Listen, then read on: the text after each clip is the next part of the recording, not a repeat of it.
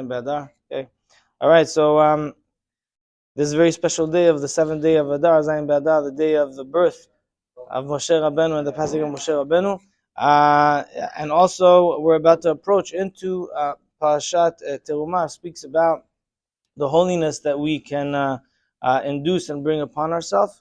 V'asuli Migdash v'shachanti b'tocham, that we're commanded to build a holy space for God, and God will dwell within us, not within the space, rather within us. And that's also connected to what we're talking about here, the theme of letziyon.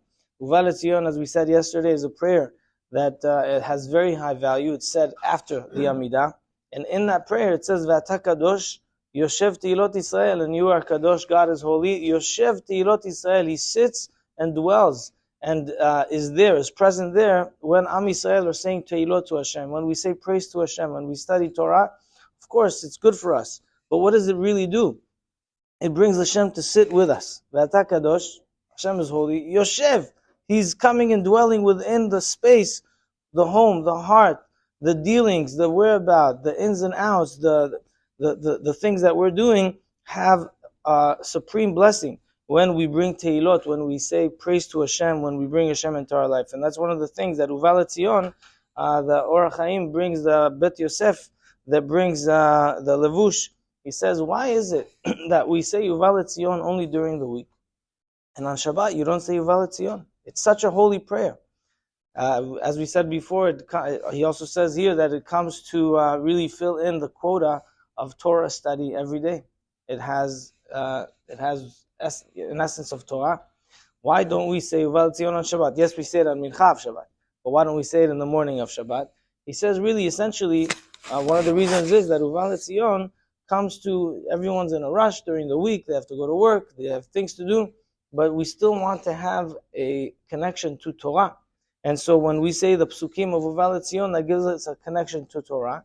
And in the limited capacity, the limited time that we have, so we say Uva Letziyon. But on Shabbat, when you have more time, La'amar betelim melachtam, they're not going to work, they're not doing the same thing, therefore we have more time to read the whole parasha, to read the haftarah, maybe a long sermon, maybe a longer sermon, maybe a time for Torah study, no problem.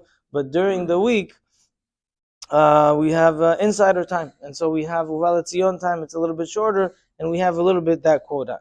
And therefore on Shabbat it's longer, and Uva Letziyon is not needed in the morning, but on Shabbat afternoon, we still maintain Uva Letziyon. Why? So that we shouldn't deviate from what we do during the week.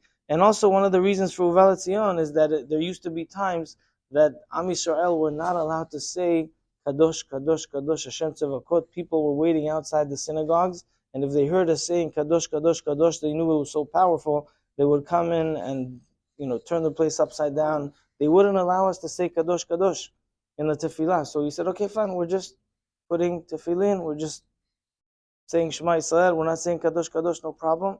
And then when they saw and they left, then this was formulated, says the Kaf HaChaim, that we said Kadosh, Kadosh, Kadosh in Uva Letziyon. Why do we still have it today?